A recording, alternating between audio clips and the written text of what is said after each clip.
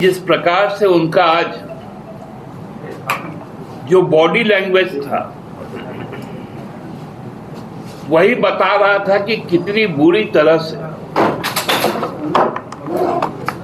प्रधानमंत्री जी दबाव में। अरब देश हैं, वहां से हमारे लोगों को ले आने की क्या काम कर रहे हैं। चिंता व्यक्त करने से उपाय नहीं निकलता है। पहल क्या हो रहा है? आज क्यों होटल रेस्तोरां बंद हो जा रहे हैं? हम तो चुनाव पूर्व के गठबंधन हैं, तो चुनाव तक तो है। अपने जिन भी प्रत्याशियों को चुनाव लड़वा रहे हैं वो भाजपा के खिलाफ, कांग्रेस के खिलाफ लड़ेगी और अपनी उपस्थिति दर्ज करवाएगी। झारखंड की आवाज YouTube न्यूज चैनल को सब्सक्राइब जरूर करें। लाइक, कमेंट और शेयर करना ना भूलें। 21 जगह पे जो सूचनाएं हैं कि हमारा कैंडिडेचर नॉमिनेशन पेपर जमा हो चुके हैं। अब आगे के दिनों में हम अपने कार्यक्रम के साथ आसाम की जनता के दादा क्या वजह रही कि आप लोगों का गठबंधन नहीं हो सका? वजह बहुत रही होंगी, तभी तो गठबंधन नहीं हो सका।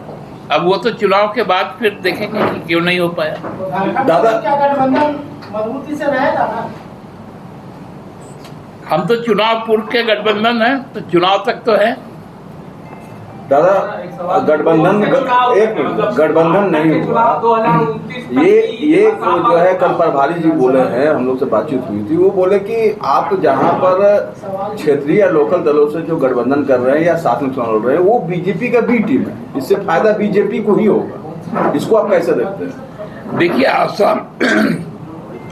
आसाम में हमारा उपस्थिति के लिए हम चुनाव लड़ रहे हैं।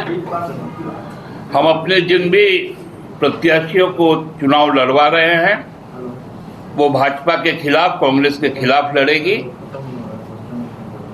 और अपनी उपस्थिति दर्ज करवाएगी। वही उपस्थिति बंगाल में क्यों नहीं दर्ज करा रहे? वहाँ तो ज्यादा इम्पैक्ट है आपका। अब हर राज्य की अपनी अपनी अलग परिस्थितियां होती है, ये हमको तय करना है कि हमको क्या करना है। बंगाल तो आपका ग्रेटर झारखंड का हिस्सा रहा है, फिर भी वहाँ नहीं लड़ रहे हैं। चुनाव लड़ना ही कि चुनाव लड़ना होता है। स्ट्रेटेजिकली चुनाव को बहुत तरह से देखा जाता है।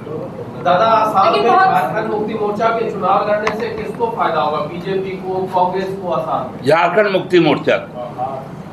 लेकिन समय बहुत कम है, संगठन का विस्तार या फिर आप लोग कैसे पैक बनाइएगा वहाँ पर? हम कुछ तो काम किए तभी तो लड़ रहे हैं। दादा, एक बात जो है अभी आ रही है, मतलब पार्टी के हवाले से ही, कि आप लोग अभी भी कह रहे हैं कि जो 19 मतलब 21 सीटें हैं जिस पर आप लोगों ने अपना उम्मीदवार उतारा है, वहाँ कांग्रेस अपना उम्मीदवार नहीं है और इसको आप गठबंधन से भी जोड़ रहे हैं।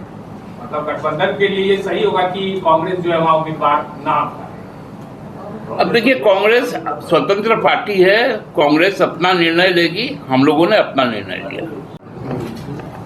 हम सब जान रहे हैं कि विगत 24 दिनों से जो वैश्विक संकट है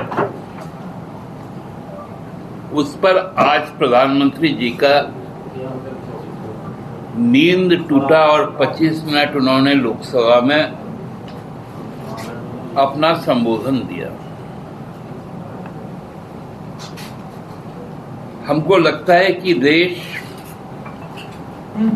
जिस प्रकार से उद्विग्न है, परेशान है, वो चाहता था कि माननीय प्रधानमंत्री जी जब देश के सामने आएंगे और देश को संबोधित करेंगे तो वो भारत का इस वैश्विक संकट में स्थान क्या है और हमारे लिए जरूरी जो जीवन उपयोगी जो चीजें हैं, चाहे वो ऊर्जा हो, पेट्रोलियम हो, खाद हो, और हमारे जो बाहर में जो मानव संपदा है, उनको लेकर उनके अपनी दृष्टि और भारत सरकार की दृष्टि क्या है, उस पर वो कुछ बोलेंगे और कुछ राहत की बात करेंगे। लेकिन जिस प्रकार से उनका आज जो बॉडी लैंग्वेज था वही बता रहा था कि कितनी बुरी तरह से प्रधानमंत्री जी दबाव में थे।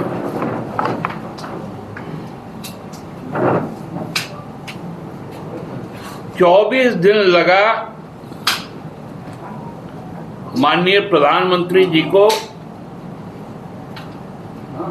इस युद्ध के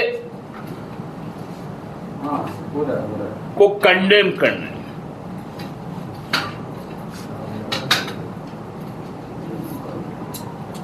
उन्होंने कहा कि हम जो मध्य पूर्व के जो देश हैं, उनके राष्ट्राध्यक्षों से 2 बार बात की, संबंधित सभी पक्षों से हम बात कर रहे हैं, लेकिन देश जानना चाहता था कि आप बात क्या कर रहे हैं।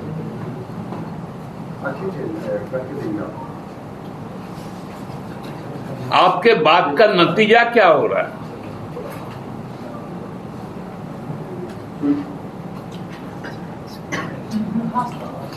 आप जो अरब देश हैं, वहां से हमारे लोगों को ले आने की क्या काम कर रहे हैं? उन्होंने कहा कि हम ईरान से 1000 लोगों को लाए हैं, जिसमें 700 मेडिकल के छात्र। ये तो 28 तारीख के पूर्व जब ईरान पर हमला हुआ, उसके पहले ही ईरान सरकार ने अपने सभी एजुकेशनल इंस्टीट्यूशन को बंद कर दिया था और जितने भी विदेशी छात्र थे उनको कहा था कि आप अगले आदेश तक आप अपने अपने मुल्कों में चले जाएं। इसमें हमारा उपलब्धि क्या था? क्या तेहरान से अभी कोई वायु मार्ग चालू है क्या? रियाद से है क्या? दुबई से है क्या? मस्कट से है क्या?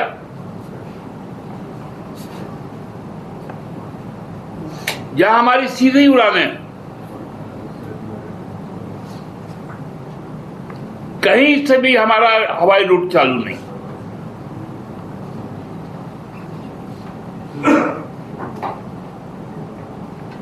तो हमारे लोग जो वहां पर फंसे हुए हैं, आदरणीय प्रधानमंत्री जी ने कहा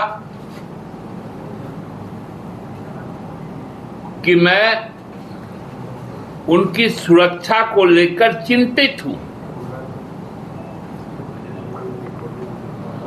और जो कमर्शियल जहाजें हैं जो होर्मुज, स्ट्रेट ऑफ होर्मुज में पड़ी है, जो जलमार्ग है, उसमें क्रूज में कई सारे भारतीय हैं। मैं उनको लेके भी परेशान हूं, चिंतित हूं। चिंता व्यक्त करने से उपाय नहीं निकलता है। पहल क्या हो रहा है?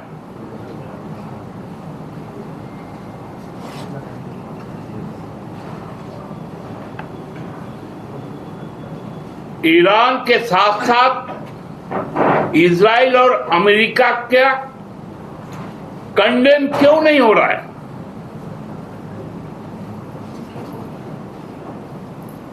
कि ये जो तेल का जो लड़ाई छिड़ा,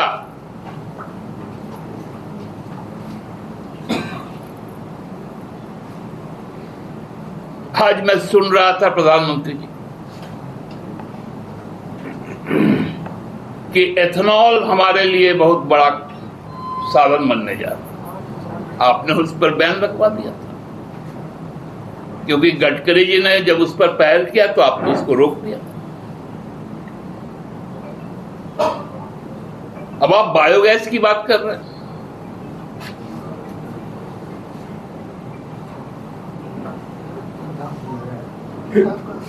अब फर्टिलाइजर हमारे पास पर्याप्त है। आखिर पर्याप्त कितना है?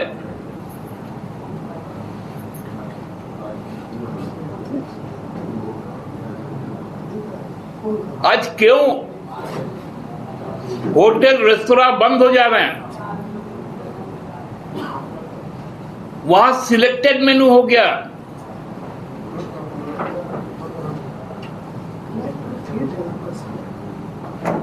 जो बाहर से लोग पढ़ने आए हैं, बच्चे जो पढ़ने आए हैं, मेस बंद हो गए। वो पढ़ाई छोड़कर घर जा रहे हैं, अभी परीक्षा का समय है।